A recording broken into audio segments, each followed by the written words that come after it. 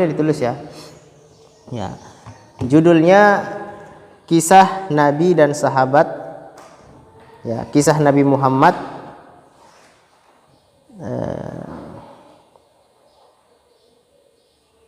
Ya. Kisah Nabi Muhammad mengajarkan kita keluar dari kemiskinan. Ya, itu judulnya. Mengajarkan kita keluar dari kemiskinan. Ya, jadi orang yang miskin itu tidak selamanya miskin harta, gitu kan? Nah, jangan ketika kita mendengar kata miskin, kemudian kita mengatakan miskin yang dimaksud itu miskin harta, bukan. Ya, bisa saja miskin ilmu, bisa saja miskin hati, ya, gitu kan? Nah, mengajarkan kita keluar dari kemiskinan. Nah, ya, tapi kita akan lihat dari kisah ini kemiskinan apa yang dimaksud oleh Nabi Muhammad. Ya, dengarkan ya. Pada suatu hari seorang lelaki Ansor datang kepada Nabi Muhammad minta bantuan. Nah, kemudian Nabi bertanya, apa kamu mempunyai sesuatu di rumah? Nah, gitu kan. Maka lelaki Ansor menjawab, ya, lelaki Ansor di sini adalah orang Madinah. Ya. Lelaki Ansor itu menjawab, ya ada, yaitu pakaian kasar yang dapat mengalas punggung unta. Jadi unta itu di zaman Nabi bahkan sampai sekarang itu kan sama seperti kuda. Ya, ada apa? Ada pengalasnya toh. Ada karpetnya yang di atas supaya tidak licin, karena kalau langsung diduduki kulitnya itu licin. Nah, begitu pula unta kan dia lama dia jalan dia. Toh, lama tapi kuat tapi lama. Ya, kalau kuda itu cepat tapi ya tergantung juga kudanya. Kalau kudanya kuat, tapi ya yang jelas kalau mau dibandingkan kekuatan tahan fisik antara kuda dengan unta, ya menang unta. Kalau kecepatan ya menang kuda gitu. Nah, ya, dia bilang lelaki Ansor ini ya ada, yaitu pakaian kasar yang dapat mengalas punggung unta. Sehelai kami pakai, dan ada yang sehelai dihamparkan, dan juga bekas minum. Ya, ada itu kalau kita nonton film-film itu biasanya ada film-film yang lagi mengembara itu, dia biasa kan bawa kantong-kantong air itu. Tuh ada toh, itu kan dari kain itu. Kain, ya, kain yang kasar, bahkan juga ada terbuat dari kulit. Ya, ya. Jadi orang ini, lelaki Ansor ini, dia punya pakaian tapi pakaiannya kasar. Kan tidak enak itu pakai pakaian kasar itu. Sudah berat. Kalau kasar jelas tebal gitu kan. Ya, sudah berat, tidak enak di kulit. Ya, bahkan itu kalau digesek-gesek terus di kulit itu bisa luka. Ya, beda kan kalau baju kita kan ini lembut, ini tipis, ringan gitu kan. Enak, nyaman dipakai. Tapi ini tidak nyaman caranya dia berpakaian. Iya, kemana-mana itu tidak nyaman. Maka Rasulullah SAW pun terus berkata, bawa kedua-duanya padaku. Nah, disuruh bawa itu kain. Maka lelaki Ansor itu tadi pun membawa kedua-duanya kepada Nabi.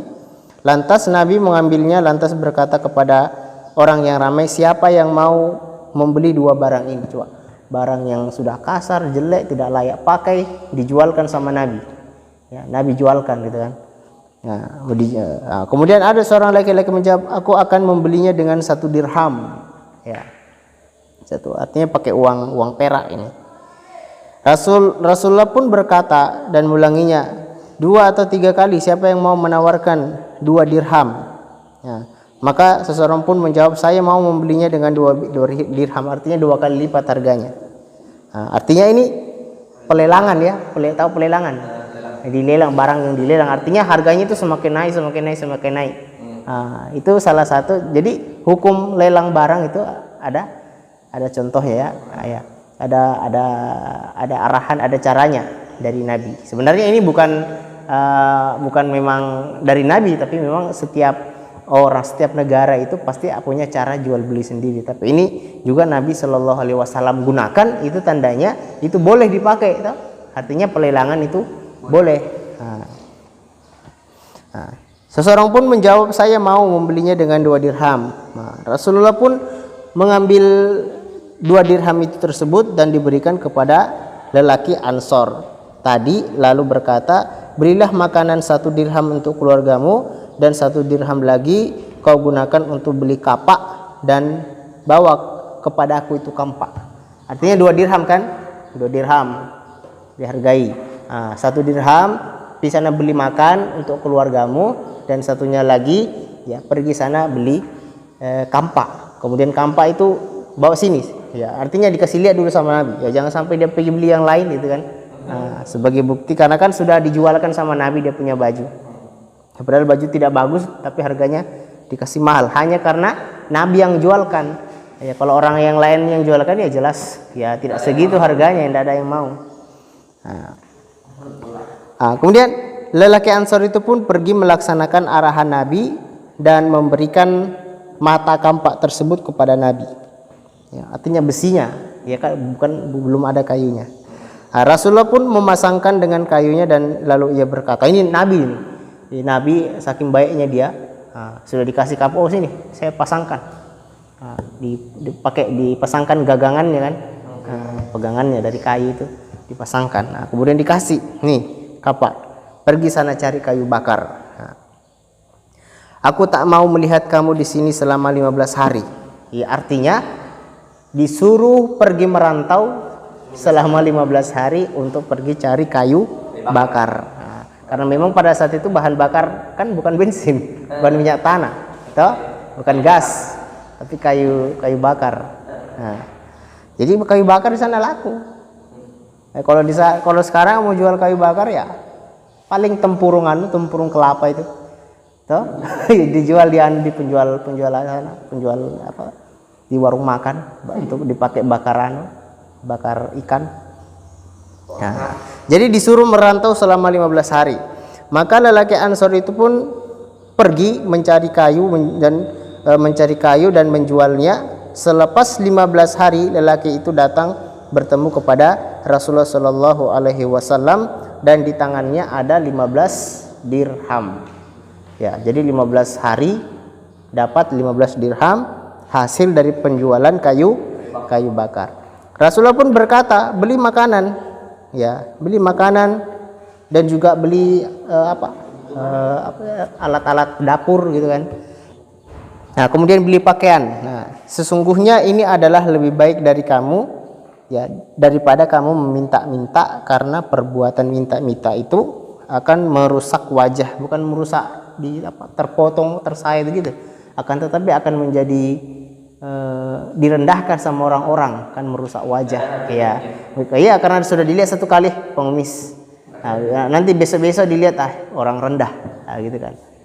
Jadi begitu. Jadi sama dengan kalau kita suka minta teman, minta uang dulu. Kecuali dikasih tidak apa-apa. Minta uang dulu. Begitu terus minta, akhirnya ditandai mukanya. Saya tandai mukamu. Tukang minta ini. Artinya dapat dua dampak yang buruk, entah di dunia dan juga di akhirat. Di dunia dia direndahkan dan di akhirat dijelekkan betul mukanya karena suka minta-minta. Sesungguhnya minta-minta itu hanya untuk orang yang sangat miskin. Iya. Kalau kita orang yang berkecukupan jangan suka minta-minta. Jadi inti daripada kisah ini, ya apa intinya? Ada faedahnya. Bedanya salah satunya jangan minta-minta. Jangan minta-minta. Karena minta-minta itu dua dampaknya di dunia dan di akhirat. Apalagi faedahnya? Anjuran untuk bekerja. Ya meskipun pekerjaannya sedikit penghasilan, yang penting ada kita punya pekerjaan. Ya, apalagi kita laki-laki tuh. Kata orang nilai seorang laki-laki adalah dia bekerja. Ya dia baru bernilai itu kalau dia bekerja. Tapi kalau di rumah saja begini, itu orang laki-laki tidak ada harganya ini. Tidak ada nilainya. Ya. Kalau ada laki-laki baru tangannya kasar, bukan laki-laki ini bencong. Ya, laki-laki kan harus kerja, harus mencari, apalagi kalau ada keluarganya. Ya, ada anaknya, ada istri anaknya, ada. Ya, harus bekerja. Ustaz, sebelum menikah sama Ustaz kerja apa Ustaz? Hah?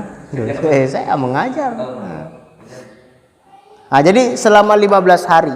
Nah, selama 15 hari pergi di hutan, dari hutan ke pasar, hutan pasar, itu terus selama 15 hari. Nah, dan ketika sudah sampai kepada Nabi, berjumpa dengan Nabi, dia sudah dapat uang yang banyak. Nah, dari uang yang banyak ini ya, dia lantas berpikir, oh ternyata begini caranya kita untuk mengeluarkan diri kita dari kemiskinan. Nah, itulah dengan berusaha. Ya tidak, ya meskipun kita rajin berzikir, rajin ibadah, tapi kalau orang tidak bekerja itu tidak mungkin kita, ya Allah saya lapar, turunkan saya makanan, tiba-tiba jatuh. Tuh, tidak ada yang kayak begitu. Nah, kalau kalian mau lakukan begitu 1000 kali itu tidak akan jatuh makanan. Kecuali kalau kalian itu betul-betul mau bekerja, berusaha, maka orang akan mendapatkan apa yang diusahakan. Kan begitu dalam ayatnya. Ya, dan kamu akan mendapatkan apa yang kamu usahakan. Artinya kalau dibalik berarti kalau tidak berusaha maka tidak dapat sesuatu. Kan begitu. Nah, maka ini pentingnya ini bekerja. Setiap orang itu harus ada pekerjaannya. Ya, mau apapun pekerjaannya yang penting ada hasilnya dan juga mencukupi keluarga. Oke.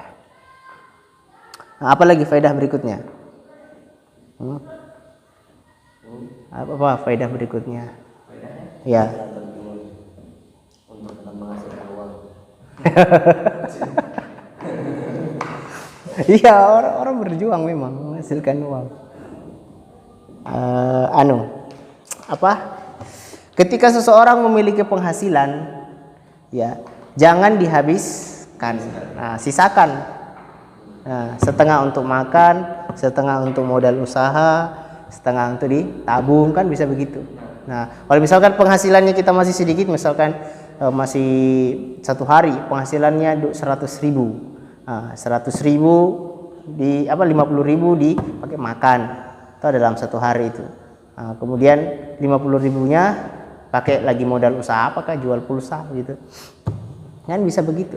Ternyata kalau di Kendari, berapa harga di sini? Harga kartu Tri. Datanya yang 50 giga itu berapa harganya? Hah? Iya. Oh, nah ini tidak pernah beli. Harganya di sini berapa? Di sini harganya hampir 70.000. Iya. Iya, yang dia 50 giga, yang dengan YouTube-nya, dengan semuanya. Nah. Hah? Iya, kalau data data biasanya itu kan 14 giga. Tapi kalau data nontonnya itu banyak. Sampai 50 giga kalau dihitung-hitung itu harganya 70.000. Di Kendari itu cuma berapa? Cuma 40.000. Cuma itu saya punya uang 50.000. Kalau saya jalan-jalan di Kendari beli memang kartu. Kemudian jual di sini. Mungkin jangan jual di sini mungkin 50.000 atau 60.000 laris itu. Daripada yang di sana tak 70.000 harganya toh. Ada 100.000 juga. Kayak gitu. Nah, artinya di sini Nabi juga di antara faedahnya mengajarkan kita untuk berusaha, ya, mencari pekerjaan. Akhirnya ada cara saja. Jangan, istilahnya kalau pengusaha itu jangan mau di zona aman. Ngerti artinya? Jangan mau di zona aman. Artinya ya sudah, misalkan begini, zona aman itu misalkan gajinya cuma 2 juta satu bulan, cuma itu saja dia nikmati 2 juta. Dia tidak ingin ada tambahan gitu. Itu dia merasakan zona aman. Sudah aman-aman saja ini saya dengan gaji 2 juta. Kan begitu. Tapi kalau pengusaha itu bagaimana dia putar dia punya uang, dia jadikan modal untuk tambahan, untuk income tambahan gitu kan bahasanya pengusaha. Jadi begitu. Jadi seorang nabi saja ya yang ahli dalam agama, dari kepemimpinannya itu mengarahkan kita juga untuk mencari kehidupan dunia. Ya, jadi salah sekali itu kalau ada orang yang cuma mengarahkan kita hanya agama saja. Iya. Nabi saja mengajarkan rakyatnya untuk untuk mencari kehidupan dunia karena memang dibutuhkan. Ya, seandainya tidak butuh ya agama saja, ya dengan agama orang bisa kenyang, ya kita agama saja. Tapi masalahnya kalau kita agama saja terus kita pelajari, kita amalkan, kemudian kita tidak cari kerja, sengsara kita. Iya. Sampah masyarakat. Iya betul. Itu kurang. Begini kan, orang itu bisa mulia dengan ilmu dan juga dengan harta. Dan juga orang itu bisa buruk dengan ilmu dan juga dengan harta. Bagaimana mulia dengan harta? Ketika dia amalkan, dia ajarkan, ya gitu ya, dia ajarkan, dia amalkan, ya itu ilmu. Dia mulia dengan ilmu. Ada juga orang yang buruk dengan ilmu. Bagaimana caranya itu? Nah, dia dengan ilmunya itu dia menjadi sombong, dia merasa dirinya itu yang paling pintar, yang paling hebat dibandingkan yang lain. Nah, dia menjadi buruk gara-gara itu. Ada ilmu dia tidak amalkan, dia cuma sampaikan saja, tapi tidak mau dia amalkan. Ini buruk juga yang kayak begitu. Tidak bagus. Meskipun ilmunya itu ilmu agama, dia hanya ingin dipanggil ustadz. Dia hanya mau didengar tapi tidak mau dengar orang. Ya gitu kan. Ada juga kemudian masalah harta. Ada juga harta. Ya, dengan harta dia bisa mulia. Artinya dengan hartanya dia sedekahkan, dia bangun masjid, bangun pesantren, sumbang di anak yatim, bantu orang miskin, kan gitu. Sumbang bencana, ya gitu. Bantuan untuk orang yang dikena bencana. Nah, itu dia mulia dengan hartanya. Nah, ada juga orang yang buruk dengan hartanya. Artinya hartanya dia timbun saja, dia cari, kemudian dia simpan. Ya, adapun dia mau belanjakan, dia paling untuk maksiat, pergi di diskotik, main perempuan, ya, beli narkoba. Ini orang buruk dengan hartanya. Artinya orang bisa mulia dengan harta, bisa mulia dengan juga ilmu. Apa jadinya jika ada seseorang memiliki keduanya ini? Ada ilmunya, ada juga hartanya, uangnya. Iya, itu derajatnya tinggi itu. Derajatnya tinggi. Makanya itu ya. Kita tidak boleh menyepelekan dalam mencari penghidupan, karena itu sudah menjadi arahannya Nabi ya kepada orang-orang. Oke.